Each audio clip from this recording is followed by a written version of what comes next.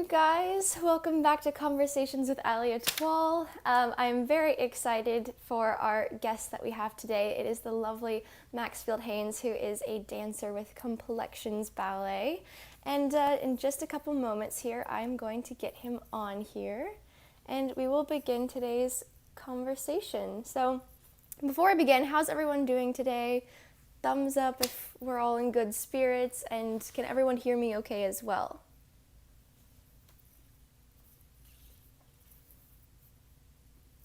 Let's see.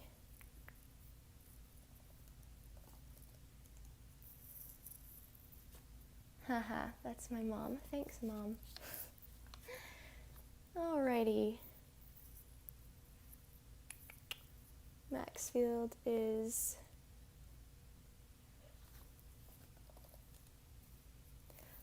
logging on right now. Okay, cool. Thank you to everyone who's joining us right now. This is exciting. Okay. Let's see. Where are you? There he is. Okay. Let's do it. Okay.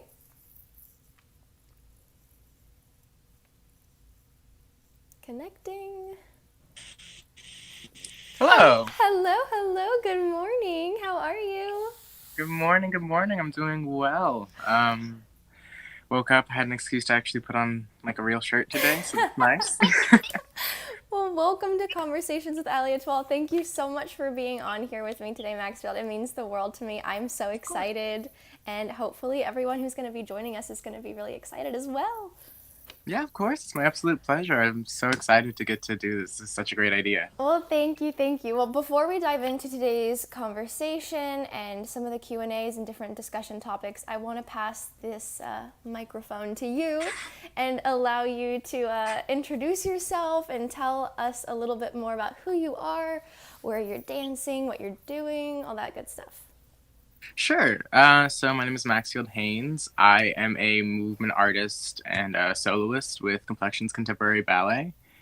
I'm in my second season with them, but before that, I got my degree at NYU Tisch Dance.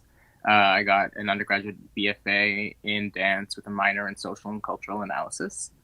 And before that, where I met Allie, I was with her at the Houston Ballet Academy for a summer, and we got into so much fun. It was a really great time. You did. And then I guess before that, I was at San Francisco Ballet School, and I was training there under full scholarship for a couple of years. And before that, I was born and raised in Louisville, Kentucky. So that's like the quick and dirty, I guess. Amazing. No, I mean, it goes without saying, I know what you've done professionally, and I want to tap into more of that within our conversation. But for those who are watching and those who are joining us, I mean, I've got my computer next to me, and I'm sure people will be watching. Please feel free to send in any questions or comments if you have them as we go along. But let's get started. I've already got so many things I want to touch with you on. So firstly, I mean, I kind of start this conversation the same with everybody.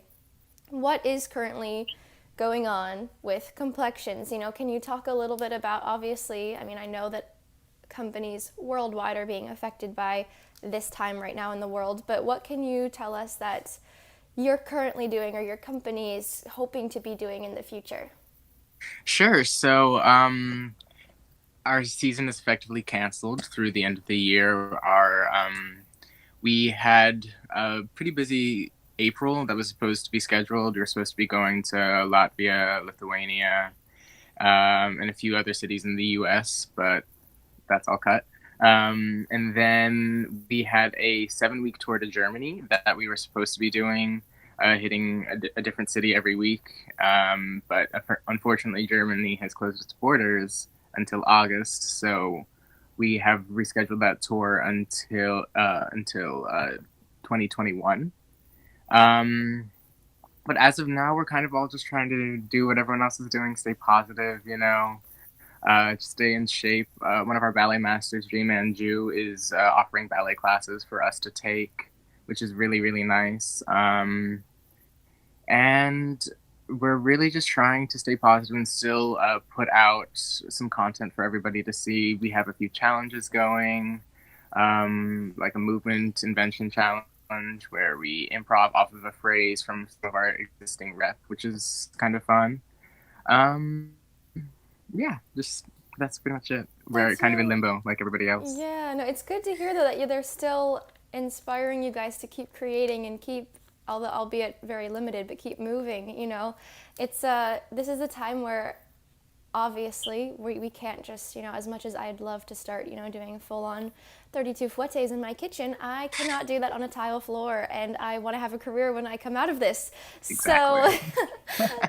unfortunately, there are some limitations, but from the little bits and pieces I've seen from people across the world, it is so amazing to see people continuing to create and put good things out there. So I love that. I've seen some from you as well, which has been fabulous, and I love it. Thank you. So I want to talk a little bit about our first topic, which obviously, it goes without saying, you've experienced it, I've experienced it, anyone in our profession will at some point. There's a lot of, pressures involved with our career, physical pressures and mental pressures as well. And so I'll be the first one to acknowledge, yeah, there's some times when the physical is more than the mental and the mental is more than the physical. But what for you has been a bigger challenge that you've had to overcome in your career and in your training? I will say that for me, it's probably been more of a mental game than anything. Because I started in gymnastics when I was really young, and so I kind of had like a good vessel prepped for ballet. Sure. Um, and I mean, it's really just like the like arduous mental task of like just like researching like and trying to rediscover something new every single day in what you're doing. For sure. And I mean, I think that's the beauty in it, and that's where I find the enjoyment, because it's not something that I would typically do. Like, I wouldn't do just like bend my knees every morning just for fun, you know. Like, I wouldn't do plies, I wouldn't do tentés, I wouldn't do these things just for fun. But it's like it's researching and it's movement research. That's what's really been interesting for me, and that's what is kind of bring it back around to the question. That's what's been the most difficult for me to get into, because it is such a long-term task of like Absolutely. Yeah. discovery. Definitely. And it's interesting too because to date, when I've asked people this question, I haven't had a single person say the physical part. It's interesting, because Yeah. you'd think, like, you look at what we do and you're like, you have to have, there's so many physicalities that are required to be able to do what we do at a high level, but everyone's answered mental. And Yeah. it's crazy, you think about it and you're like, oh, well, I mean, doing 32 fouettes or doing a double tour, like that's kind of crazy hard stuff. Yeah. But no, we say actually just getting to show up sometimes for that Yeah. class or that rehearsal is even harder at times. So that to me has been very fascinating, and kind of on that similar track, it is I think it's normal.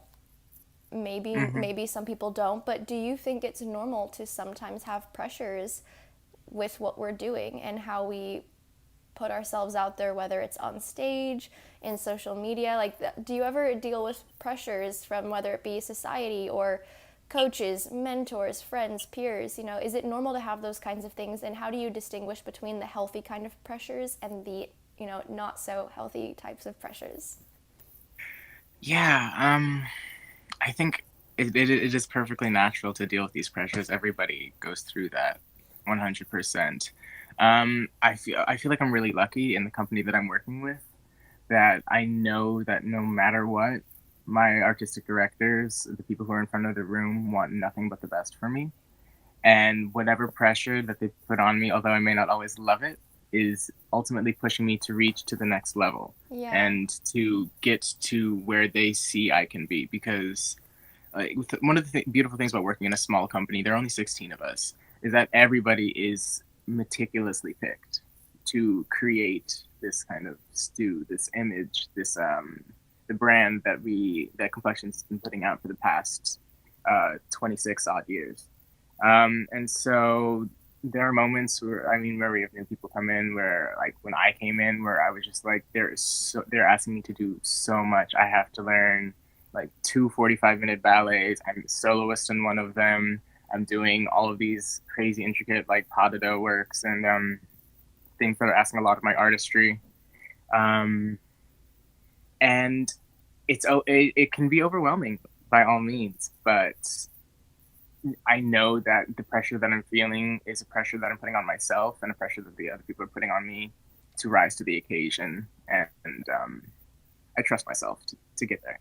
Absolutely. No, I love that too because I love how you say it's the pressure that you put on yourself. And I do. I think that that's something that dancers do, maybe not consciously. It's just because we're so used to having this image of this is how I want to do it. This is how I want to project and put myself out there. And it's really within our reach and within our wherewithal to be able to perform and put that out there. So, yeah, I think it's a healthy pressure in that sense, but looking at it more in depth on the other side, I've got people writing in questions as well, kind of similar to this. Obviously, there's a difference between having healthy pressures and then letting that turn into something that's an insecurity. And then someone Yeah. just wrote in and they were like, how do you feel about your strengths and weaknesses? Well, this is something that I've been saying every conversation when this question pops up is, yeah, of course we have our strengths, but I don't like to use the word weakness because it takes a Hmm. whole lot of strength physically and the mental fortitude to be able to be doing what we're doing. So Exactly.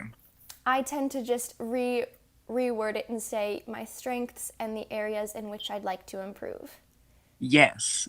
I don't like to say it's like self work. It's things like that. I don't like to say work. I have these opportunities for growth, like, I like that, and yeah. the best thing that you can do is know what you can do and know what you can't do.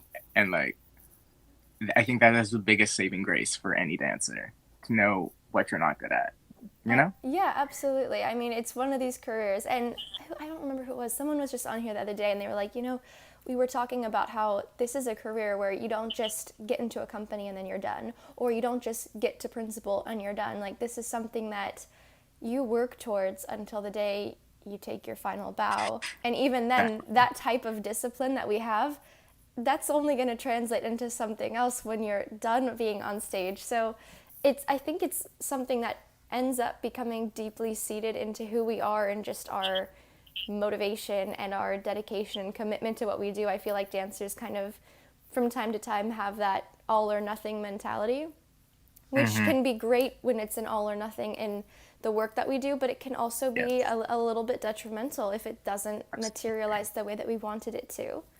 Absolutely. So there's a few more sensitive discussion topics, and I know that you're someone who is absolutely wonderful at talking about some of these subjects, and I wanted to get your thoughts on them as well. We've touched on the physical part, we've touched on the mental part. I want to dive deeper into some of those mental struggles or some of those mental aspects that don't always get the attention and don't always get the recognition that they need to. I think these are things that oftentimes go a little bit, they get pushed onto the back burner per se, not only Yeah. just in the arts world, but in the world in general. Why do you think it is so difficult to talk about mental health or talk about well-being for artists? It's very commonplace. I'm the first one who will admit it. I can so easily talk to my colleagues like, yeah, my foot today it's awful. I don't want to Hmm. jump. We can always Right. talk about the physical things like this is bugging me, that's bugging me, but you don't hear it so often that I'm really not doing okay. Something is bothering me. Why do you think that is? I think it's because, as dancers, and especially specifically for ballet dancers, we are so pressured to just make it look beautiful and make it look effortless. And, like, that's something that we learn from such a young age, make it look like nothing happened, Sure. like, no matter what's going on for you in your day, like, leave that somewhere else and just continue going through whatever, continue doing the step.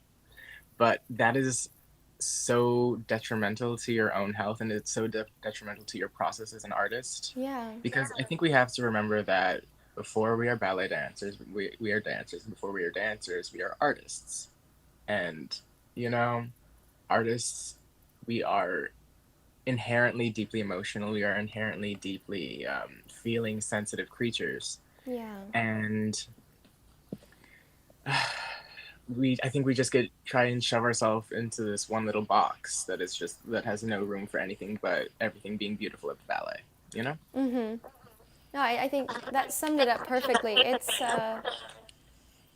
a very fine line sometimes, Yeah. and people, it's hard to put into words, it's a fine line between being very focused, very dedicated, and setting that goal and just working towards it and achieving it versus approaching it as in, I have to do this or I'm not good enough or it's not going to be worthy of recognition. Right. The be all end all. Like, if I don't get this, then everything is catastrophe. You know, like, who does that help? Nobody. At the Yeah, end of the day. absolutely. So, oh, go ahead, go ahead. Oh no, no. It's fine. I'll save it. Are you sure? Okay. So someone just wrote in a question, and this is something I actually haven't asked before, so I'm really interested to hear your thoughts on this.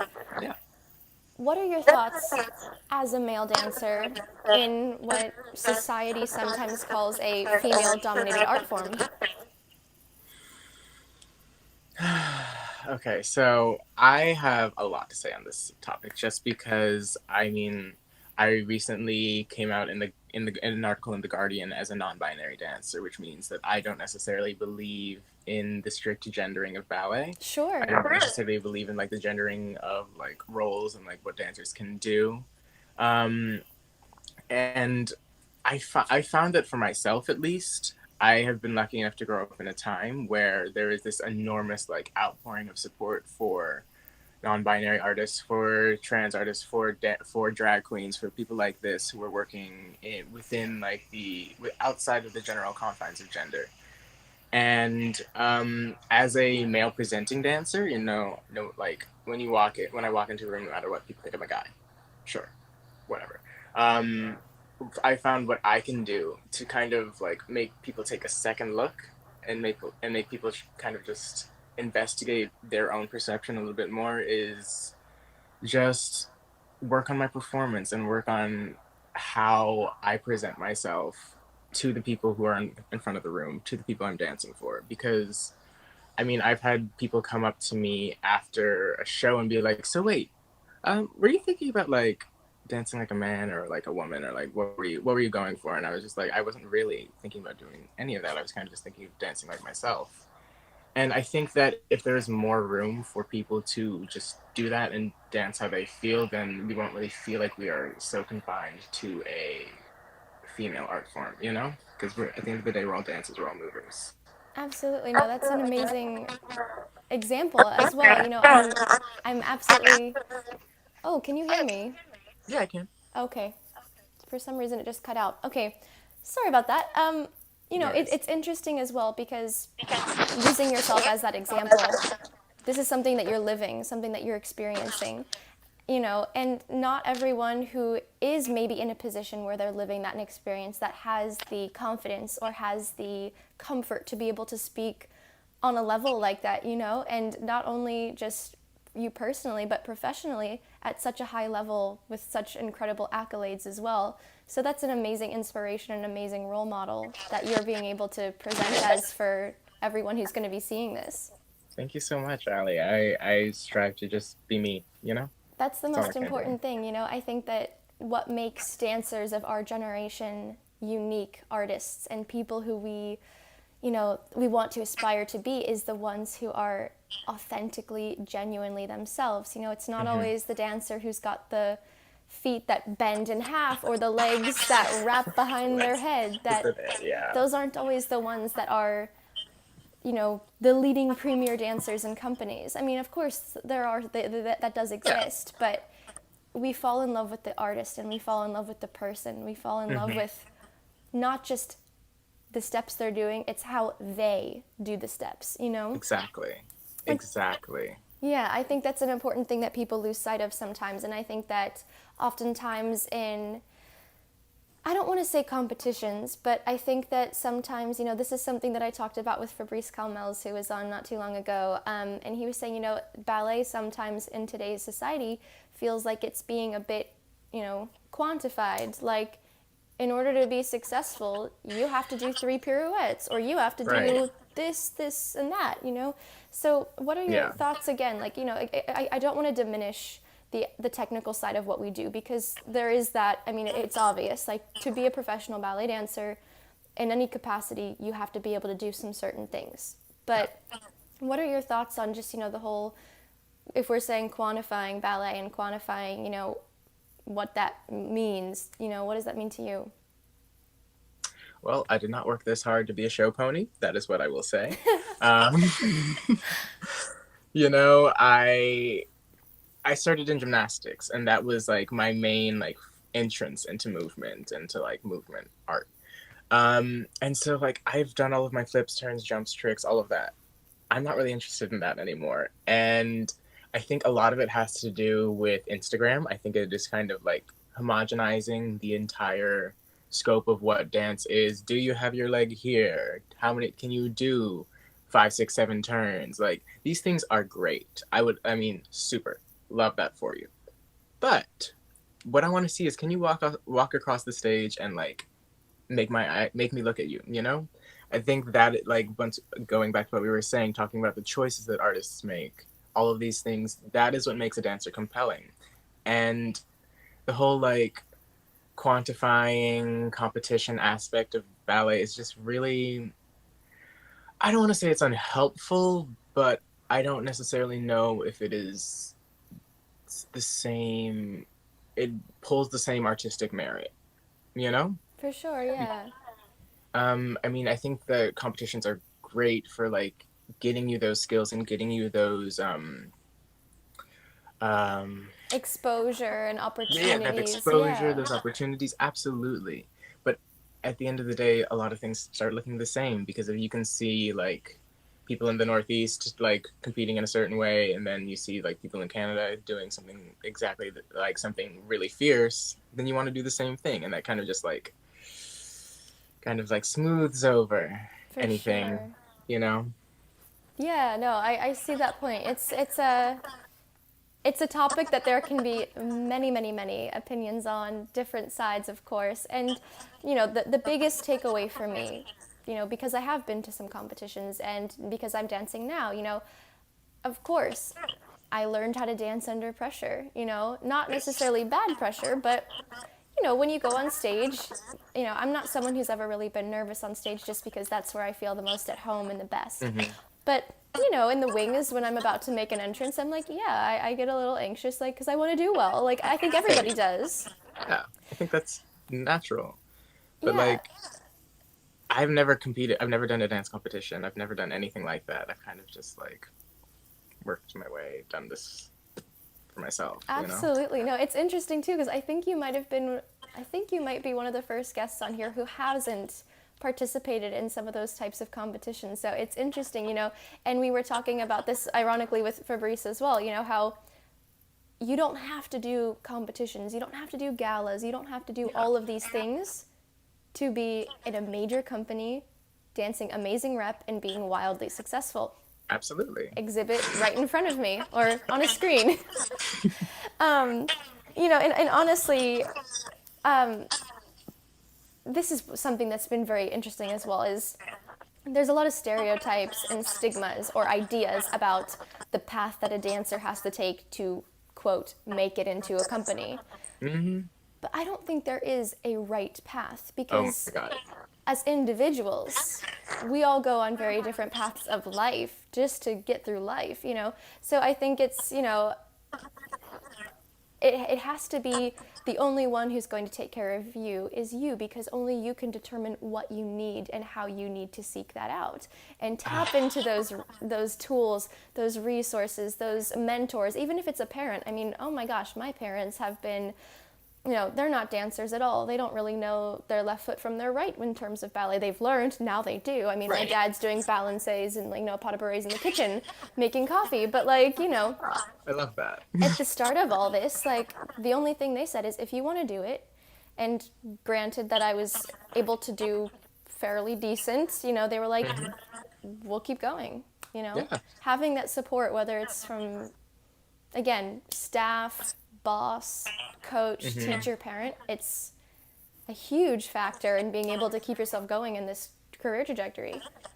absolutely. I mean, like, I started ballet as a hobby, really. I mean, and then it just ended up being something that I was really good at. I mean, I don't really say that I chose to dance. Dance kind of like chose me to like. They're like, okay, so you're here now. Try over here. Okay, so you didn't like that. Now try over there. Like, I started dancing in the basement of the School of Music at the University of Louisville, which is like tiny, like really small. Like, and there were like maybe 5 people in my class. From there, I went on to the performing arts school because I was really because we have that here in Louisville. And then from there, I got a scholarship to go to San Francisco, which was major. But at Yeah, the end of the day, I mean, and that was kind of like the path that I saw for myself initially. That was kind of how I saw myself like getting into the ballet world, making it, you know? And then I realized during my second year at the school that I just wasn't really like really enjoying it as much. I wasn't really enjoying like ballet in the same way. And like I felt myself wanting to do more and wanting to be seen as more than just like a ballet dancer. sure. So I mean like I left completely like a full like foundation scholarship to move all the way across the country and go to university, go to NYU, which was like not I wouldn't say that the typical career path or like the typical trajectory for somebody who wants to dance and somebody who wants to do ballet, Yeah. you know. And it took balls, it took chutzpah, I'm not gonna lie, like to do that because it was scary. I literally went from one end of the dance world to the other, like from like neoclassical and like balanchine and like full lengths to seeing like girls just like rolling across the stage and like a pillar of light and like that's dance too, you know. Yeah, it is, It just absolutely. like blew away any conception that I could have of like what dance is and the kind of dancer that I wanted to be and like where I saw myself. So yeah. No, it's so true. Beauty is in the eye of the beholder. Hmm. And I think that's one of the greatest gifts that this art form can provide. Obviously, you and I have a background. I'm currently in a ballet company, but you are as well, Yeah. contemporary, neoclassical more. But Hmm. it's incredible how diverse ballet dancers can be, how this type of Absolutely. training, how this type of work can really translate into really whatever you want it to look like, which I think is Absolutely. beautiful. And I think it's important, someone was writing in, how important is it to be able to do more than just ballet? Like, do I have to do all these other things? No, you don't have to. But I think it's important to expose yourself to it because it's only going to make your ballet that much stronger. I am personally going to be someone who recommends, like, of course, the more training you can get, the better your arsenal or your ballet dictionary is going to be, the more versatile you'll be able to be. And at some point in your career, in your training, there's going to be a moment or an opportunity where you're going to tap into that vocabulary. So having Absolutely. an exposure is awesome. I'm not saying that you have to go on and take a full on year course and Yeah, hardcore no. like crumping or like No. what's that But hip hoppy stuff. like once again, we are artists, and like Yeah, as an artist, you want to have as many tools to paint with as possible. You know, like I I love like that. it's great. I have purple. Purple is valid. I love purple, but I also like green. I also like blue. I also like red. I like having all of these things to like choose from, to pull from, to create from, because like at the end of the day, I am a creator. You know, like I mean, be it through someone else's steps or be it through my own. So Definitely. No, that right. was a beautiful way of putting into words, with painting. And it really is. Like we create. I think Yeah, it's a beautiful thing. Someone wrote in a question, and I actually have this one wrote down, so I'm going to jump to it. go And for it. it's interesting as well. So, obviously, there's sacrifices in our career field, in our art form. What has been the biggest sacrifice that you have had to make? And in a part two to that, why did it not feel like a sacrifice? Which is very interesting Because I think Um, I think there's a lot of people who think, oh, you have to make all these sacrifices. You got to do this and that and give up this and that. But we do it also because it is a choice. yeah. Um, for me, sacrificing the comfort of my home, my parents, and having like people there for me to support me. I moved to San Francisco when I was 16, completely on my own. I was living in the student residence with like 32 other people from like 8 different countries. My first roommate was from Paris, the other one was from Brazil, and like I'm from Kentucky. Like I am from the middle of the country. My family, I was raised by New Yorkers. Like my family comes from New York, so like I am like I was used to having like a certain like international acumen, but like I did not really like I was not prepared for all of that, and like that was a major sacrifice that I will say, because like I sacrificed comfort for the sake of growth, which I think everybody should be doing. I think that's like a major. That's life. That's why, yeah, that's life. That's why I didn't really feel like a sacrifice. I was like, okay, so this is the next step. Cool, let's do it. I like that. I love your answers. This is amazing. I mean, I've been learning so much just from speaking to so many artists on here, which has been incredible. I want to try and address a few more of these questions because people are sending in some really awesome ones. So they're kind of jumping all over the place. But Sure. something also that's very, very poignant. I think that, again, these are often delicate topics, but I think that they're relevant, and I think they're things Yeah. that we should discuss more openly and more freely, and be able to just be honest and upfront about these, because these are all things that we deal with in our lives and our careers. So, there's a lot of stereotypes and there's a lot of stigmas within our career field, unfortunately. Some are really great, some are really positive, and some, unfortunately, don't build up people's character. Yeah. You know what I mean? Without single-handedly pointing out one of those, because there's so many, what are your thoughts on these stereotypes and stigmas, and how do you confront them if you are ever confronted by them? Well, that is I don't want to a name deep names, but that question. was a I really mean, good question. It was that's a a loaded deep one. question. We could be here for hours. Listen. How do I just say, at the end of the day, stereotypes and stigma, they come from, sometimes they can come from a place of truth, and sometimes they can come from a place of misinformation. And I find for myself, just living myself, being self-reliant in who I am, and just giving nothing but myself honestly and purely, I don't really feel it, and I don't really, if you're putting it on me, I don't really care, because at the end of the day, I'm happy, and I'm happy with who I am, you know. Like people say that dancers are like uneducated, that that they're so just like cloistered, and they don't do anything for fun. No, just no. Period. Like We're people. We're we're cool people. people. We are. We're cool as yeah. I don't know if I'm allowed to curse on here because I don't know what your viewership is, but we are cool. Period. Like we have a lot of fun. I mean, like I had I when I went to NYU, I had a very very like vibrant life outside of like my studio, almost too vibrant, like some could say, because I just like I was living in New York. I had a lot of stuff at my fingertips, at like literally everything. Um, and yeah, like I find that if you have that like narrow-minded view of like what a dancer should be, then maybe you should just talk to one. That's it. I like that. I think that's incredible. I think that people are very hesitant. Can we say hesitant? Mm-hmm. Yeah, to like approach other dancers. Not Yeah. always. I mean, because I feel very comfortable talking to my colleagues and my peers, Mm-hmm. but maybe for students, if they are not in a school or a training program that is affiliated with a company, then Mm-hmm. sometimes it's a little bit like, oh, I don't want to be that creepy person to send a random message that's probably never going to be looked at.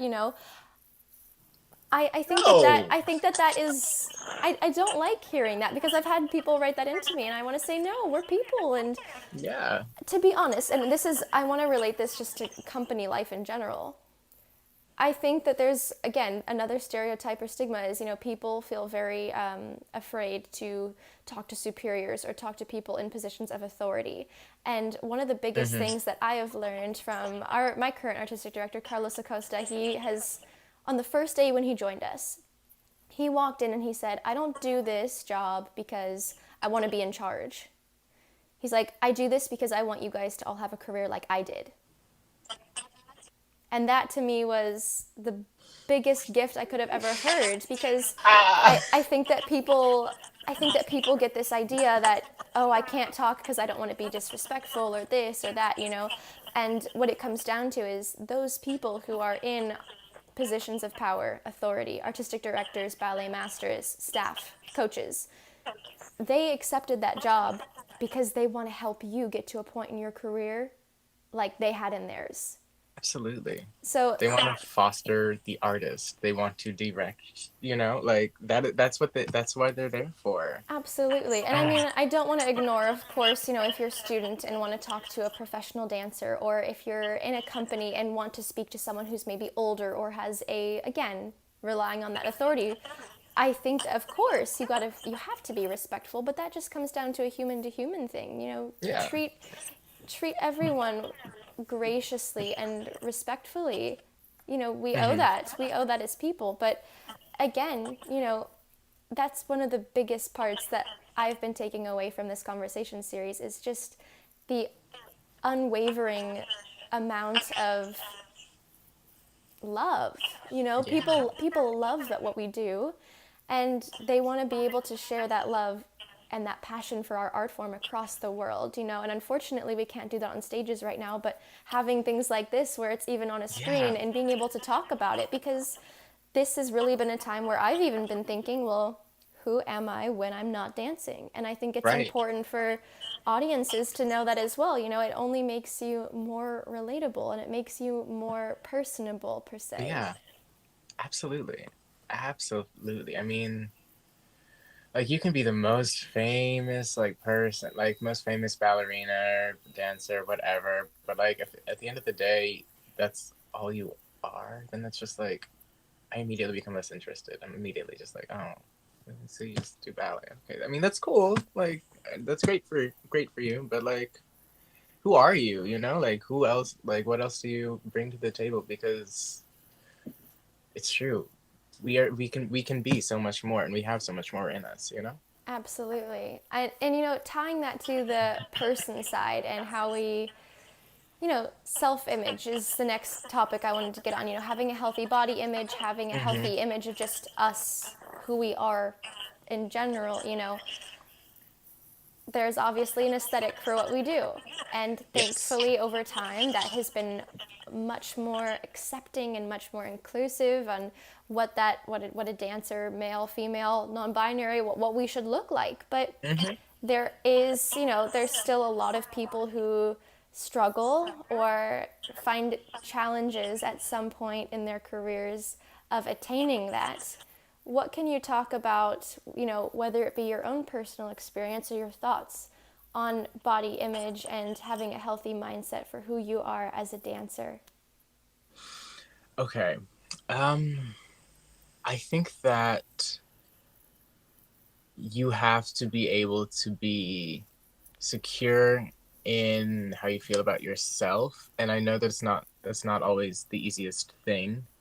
If you don't like something, you are the protagonist of your own life, and you have the ability to change it, no matter what. At the end of the day, um, if you see something you don't like, you can change it. You can do what you can do the work so that you are happy. That's something that I believe. You know. Absolutely, yeah. And it's interesting because people, I've got my computer and everyone. Hmm. Thank you to everyone writing in. People writing in, well, yeah, I can't really change the shape of my feet. That's Yeah. bone, but you don't. Again, like you can work on ways to Hmm. make your feet move the way that you want them to move. Yes, I'm just using absolutely. feet as an example. Hmm. You know, Yeah, It's I mean, say you don't like. Yeah, feet are a great example. We put so much emphasis on them in ballet, and it's just like, at the end of the day, it's just a foot. I mean, there are ways to make whatever you're doing look beautiful, I think. Beauty's always in the eye of the beholder. absolutely, and it's interesting too, like just being, because I'm a bit of a nerd. Um, Hmm. our bodies, if we're just looking from the, anatomy side, we're not built to be doing stuff like this. Oh, no way. Newsflash, again, everyone's body's different. We all have different ranges of motion and different limitations. But Yeah, this is not you know, something that we, roll out of bed and I'm like, okay, ready to do Grand Allegro. right. No, That's I it. mean, I mean, maybe I and could beyond do that that, when I was limited. 12, but Right. not anymore. Yeah, I know. I mean, limitations are fine. Limitations foster creativity, and they foster like a sense of like how to like work around it and how to still like at the end of the day create. It's, I mean, what we do is an illusion. It's all an illusion. We are masters of that. Like, do you think the Rose Adagio is as simple as she makes it look? No. No. No way. You know, Yeah. it's all an illusion. So like, take charge of that, I guess. Create what you want to create. Exactly. I love that. Exactly. So now I want to ask you, this is a question that I've been asking everybody who's been part of this series. It's provoked a lot of different answers, which have been all so interesting in themselves. We Hmm. touched briefly on some stereotypes, stigmas, things like that, but hopefully when we get back to normal after all of this, pandemic goes away, hopefully sooner rather than later, what is one thing that you would love to see change in the ballet industry, the dance industry, it doesn't have to be a stereotype or stigma, but something that is currently, you know, a topic or subject within our world that you would love to have the spotlight on in a positive way. Okay. This is probably not the best answer based on like where we are coming from in this current time period, but I would say that we need to stop charging for auditions. Um, Ooh, that's really good. because I mean, dance in its already is a very like um, what's the word? It's already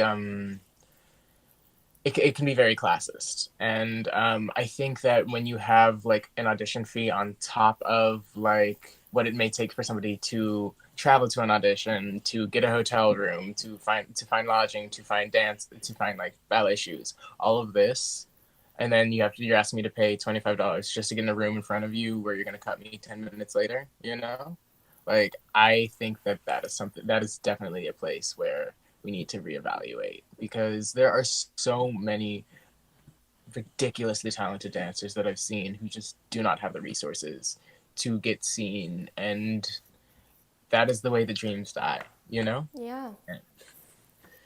So that's a big thing for me. No, I that's mean, interesting. You're the first person who's mentioned that, and that is so true. I mean, I I can't tell you how many auditions that I would not have been able to have gone to if I didn't have, my AGMA membership or, now that I'm in yeah, the UK, like equity membership, part of a yeah, union, things like that, which aren't commonplace to have. Not every dancer has that. Not every company yeah. has that. So, I'm not in a union. Like at the end of the day, it costs money, and like we don't really make a lot of money as dancers. ballet This is is not the most it. lucrative career. No, ma'am, we don't do it to make money. We do it because we love it. But at the end of it, but it gets to a point where I think actually going on. Can I add like a little something onto this? Absolutely. Um, I think that we need to address the way that we pay dancers and address the way that dance is funded because while you are cooped up in your home, what are you turning to? The arts. You are turning to books. You are turning to movies. You are turning to like Phantom of the Opera. That's just being streamed right now. Um, you're turning to the arts, and the arts need funding. I mean, living in America, it is frustrating to say the least because like we've been slowly being like choked off like over the course of the past like 30, 40 years, I would say. And like the NEA grants have just been getting smaller and smaller and smaller. So I would Sure. like to, I think that we as a community need to address that. And not just for like ballet companies, but for like commercial dancers, for everybody. We need to be paid equitably No, for that the work makes that we're sense. doing. And it's, obviously, I can't really say, and this is just reality as well, Mm-hmm. especially at this moment in time. Unfortunately, we need like brain surgeons, doctors, things like that. We don't need Mm-hmm. dancers per se. But Mm-hmm. exactly like what you said, who are we turning to and what are we turning to in these Mm-hmm. times of, you know, I don't want to say like absolute disaster, but in times of crisis and in times where the world is Mm-hmm. hurting, we turn to arts, we turn to entertainment. I want to just say as Yeah, entertainment because it is, it is, we're part of an entertainment industry. We absolutely. provide comfort, we provide inspiration. In the ballet especially, I want to almost say it's an escape from reality. It is. You go for, and again, this is such a stereotype, but and I'll use it. I don't mind. It's such a typical thing: a date night, having a Mm-hmm. romantic dinner, going to watch the ballet. Yeah. This beautiful essence. This storyline. For a lot of people, it is. Mm-hmm. It takes you Yeah. out of your life for an hour to how long it may be, Mm-hmm. and just allows you to be absolutely transformed to whatever you're watching, which is Right. which is And a beautiful thing. that's invaluable. Like like what would you give to not be living in the situation that you are right now? What would you, like, you know? And if you can escape into anything, a book, a ballet, any sort of dance performance, like Yeah, it is an essential service, I would say, you know? And I just think we deserve to be paid equitably. absolutely. Someone else just sent in a question, and I think it's very interesting for people. Oh, okay. So this person is not a dancer. This is the first time they're really hearing anything about ballet. Thanks for Oh, watching, by the way. hi. What is one thing that if you're talking to someone who has zero background within our world, what is one thing that you would love, for example, when you see someone on the side of the street and they're like, oh, what's a ballerina? And they typically do the doo doo, that kind of thing. Like, Yeah. I mean, it happens, It's true. No, but it's true. what would you love the image of a dancer to be for someone who doesn't understand or maybe isn't involved in this art form in the capacity in which we are? Um, This is a really good question, by the way. I'm not saying it any names, is. but thank you for sending this one in. Mm-hmm. That we are above all else super athletes, I like that. and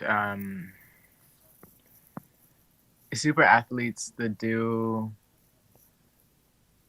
like sorry, let me take a minute. We're super athletes for one. We are scientists for another, because what we're doing is endless research, endless like set and reset, figure out how I can do this better. um and that we're human. I like that. Great answer. Mm-hmm. Yeah, the first thing that comes to mind, and this is something that Joseph Michael Gaddy said on here, is we're athletes of art. Mm-hmm. Yeah. We very much are athletes. I think Yeah. people forget, because ballet doesn't always look like this, like, oh, weightlifting like crazy Yeah. thing, but we're athletes of art, and Yeah. we're a really cool group of people. We Like you are. said, like backtracking a little bit, it makes me feel so honored to be part of this world, this community, Yes. because social media again like has been such a cool thing for me to watch lately. It's just to see dancers create things and do things, even if it's not dancing. It's just the endless creativity. Dancers are multifaceted individuals, Mm-hmm. which has just been the coolest thing to see. I mean, and some of and I have to say, some of the coolest things that I've even seen from you, not even just recently but in past years, like some of the things that I have been most inspired from is even you not dancing, you know? Like, Yeah. I think that is the coolest thing in the entire world, to be able to reach out and inspire people and touch their lives in a creative way. Yeah. I mean, I guess I really try to like showcase other aspects of myself beyond just being a dancer. I like that's something that's really important to me. Yeah. Um, but at the end of the day, I realize dance is something that I'm pretty good at, and it's something that I really enjoy, and it is probably one of my best ways of translation and helping people understand me. So like a project that I'm working on right now is I'm just gonna like start sharing like a minute of movement every single day, Ooh, and I can't wait for that. yeah, just to just to showcase because I miss dancing, you know. But beyond that, and on top of like all of the other like creative things that I'm doing, like I'm really getting into makeup now. Like one of my friends, Miles Thatcher, he's a dancer with San Francisco Ballet. He's an incredible drag artist, and so like he and I like do our faces together over FaceTime. That's so It's like, fun. Yeah, no, yeah. I mean, it is. Makeup, for example, like my guest who I had on here yesterday works with the cosmetic company Bare Minerals. Oh wow. So it's funny how we, again, that's just another example. Dancers are, I feel like we're constantly trying to get our hands on something. And I mean, Yeah. just a little story time for those. Like, when I first met you, I think it wasn't even in the studio at first at Houston No. Ballet. There was a when you were it was like the final year before you get into the company, or like into HB2, there is a like Hmm. stage design course or Yeah. costume design course that we have to do. And we ended up falling into the stage design group, Hmm. and we got paired together, and we created like this our own version of the Nutcrackers like snow scene. And I'll never forget it. We were putting glitter on like this whatever background, and I'll never forget when you said to me like, well, we can't just put the glitter on randomly, it has to be exact. And that I think that's one of my first memories with you ever, and that just made me realize, I was like, there is a right and a wrong way to put glitter on a piece of paper. And that, Sometimes. and that only goes to show, the attention to detail, the Yes. creativeness, and Yes. the assurance, like self-assurance of knowing this is what I want to create and I can Hmm. make it so. And I love that Yeah. about you. I absolutely love that and Ah. admire that about you. And I think that more artists need to find that side of themselves, because I think it's important, I think that dancers sometimes like, oh, I have to be this character, or I have to be this, character. Character's kind of the Hmm. word to use, but I love it when I see Allie doing that character, Yeah. or Maxfield portraying this, whatever that is, Hmm. putting a little bit of yourself into it, in your individuality. It's like watching YAGP, for example. When I went to YAGP, you can watch 10 Esmeralda variations in a row, and they're all wildly different Yeah. because you've got different people doing it, which to me really opened my eyes to just artistry in general. So I love that, and I love what you share as well on that. Awesome. Thank you. Well, anyways, Maxfield, and I feel so bad because people are writing in more questions, but we are unfortunately out of time. But I do want to thank you so much for being part of this conversation today. It will be available for those watching, and for if anyone who missed the first part of it, it will be available on the allieetoile YouTube channel in just a few short days. And for those of you who want to learn more about this lovely artist right in front of me, you can find his artist profile page on my website as well. It has his Instagram, and it also has more on Complexions as well. So with that being said, you are a gem. Thank you for joining me today, and I miss you heaps. It's so good to see you. I'm so happy that I got to do this. Thank you so much for inviting me, for considering me to be a part of this. Absolutely. It's great to see your face again. It's been a while. I know it has. No, I have like my list of people who I want to dance with when I can get back to dancing, and you're on that, mister. Amazing. Alrighty. Thank you so much to everyone watching this today. Max, absolutely. I mean, it's just been so nice having you. Thank you so much for your time and your insight and wisdom, and we will see you next time on Of course. Conversations with allieetoile. Ciao, ciao. Bye.